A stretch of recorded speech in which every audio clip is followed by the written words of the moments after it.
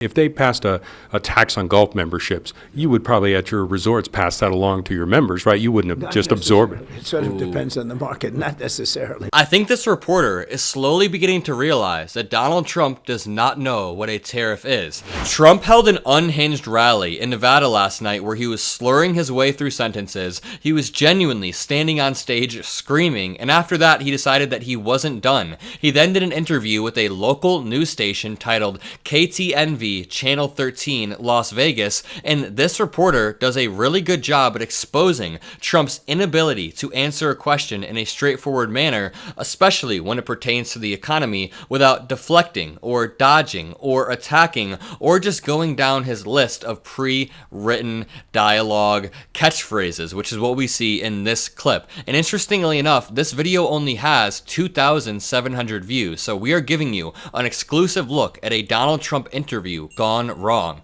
Make sure you leave a like to help boost the message, and let's jump right in. So what I want you to notice about this clip is that Donald Trump is asked a technical economic question. It's not that complicated, but it is more technical than he is usually used to answering, and he completely dodges it by going down his list of pre-written catchphrases. Let me ask you this. Once you take that revenue out of the federal budget, how are you going to replace that? We're going to have tremendous growth. We're going to have, drill, baby, drill. We have more liquid gold under our feet than anybody else. And we're going to be charging countries that have been ripping us off for years with tariffs.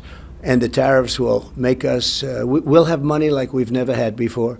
We're going to charge countries that it's a one-way street. For many, many years, it's been that way. In fact, I did a lot of it with China. I charged them hundreds of billions of dollars in taxes, and we had no inflation, essentially no inflation. So this confirms that Trump doesn't know what a tariff is. And in his answer before this, Trump says that when he gets into office, he is going to lower interest rates to help the American people, which implies that he thinks he has some sort of direct control over the Federal Reserve and over interest rates. He does not understand the fundamental mechanisms at play, and that gets exposed when he's asked about tariffs in a second. But also, the reporter asked a very specific question, and Trump's answer was, well, we'll see tremendous growth. We'll drill, baby, drill. But we're going to have countries that have been hurting us and ripping us for years, taking advantage of us on trade and everything else. They're going to pay tariffs. And, the word tariff sort of, in some people, and I say not very smart people, but in some people's minds, tariff is a dirty word. It's not a dirty word. To me, it's the most beautiful word there is. It's not going to raise your, inflation. It's not going to do anything. All it's going to do is get you even. So we have a tremendous deficit under Biden-Harris, or Harris-Biden, however you want to figure it. We're losing $2 trillion a year.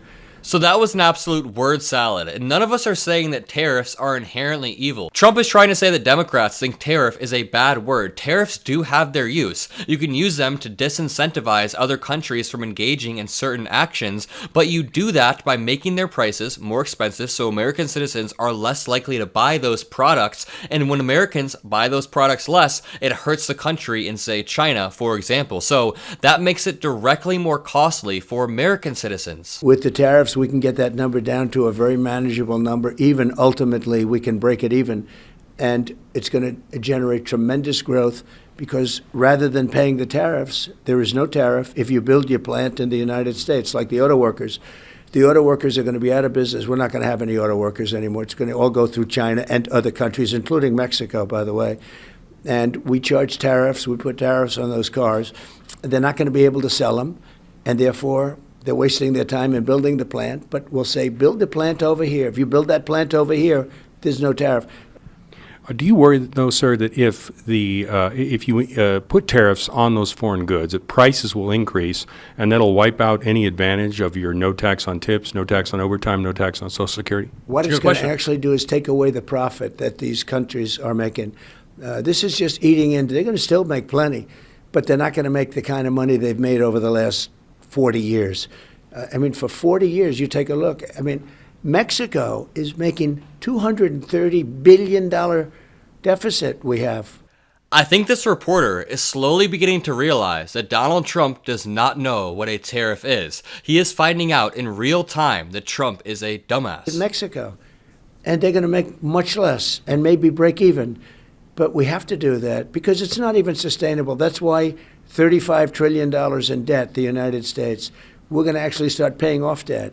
And we're going to also drill. We're going to use our resource. Again, we have more liquid oil, we have more liquid gold, let's call it, under our feet than any country in the world, more than Saudi Arabia. Believe it or not, more than Saudi Arabia, more than Russia.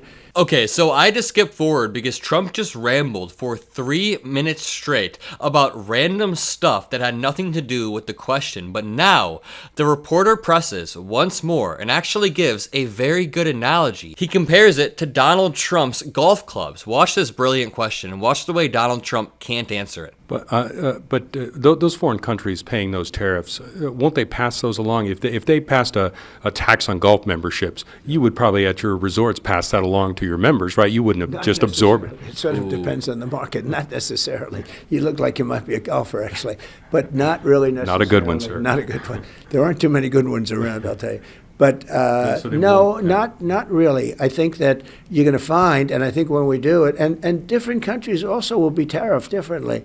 You know, there are some that make tremendous margins on us. We have countries, I won't go into it now, but we have countries that are charging us 200% and 250 and 300%, and we charge them nothing.